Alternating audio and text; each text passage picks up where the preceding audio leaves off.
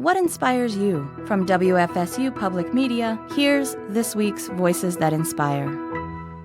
Hello, my name is Phil Croton. I work with the Southern Shakespeare Company. I appear in schools as Shakespearean, and I direct for the Bardlings, their junior company. I was very lucky. I felt like Shakespeare. My life was a series of happy circumstances. I was in a play called Alice in Wonderland. My parents came to see it back in South London, where I grew up. And when at last we found something Phil can do, he can act a little bit.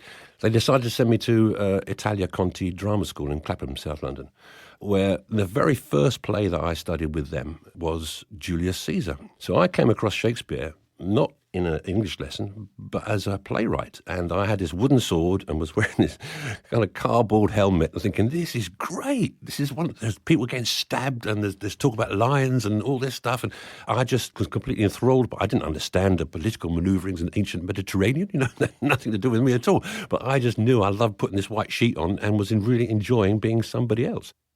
Shakespeare didn't write books. The one big thing that I try and get across to all my lessons is that Shakespeare wrote plays. He wrote lines for actors to bring to life. And if you read Shakespeare as a book, it can seem incredibly dull. But what you need to do is to see it performed, or better still, perform it yourself.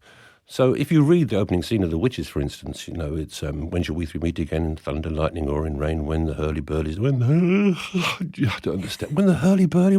I don't understand this. But when you get people actually performing it and you have three students up in front of the class, it becomes interesting and it becomes alive.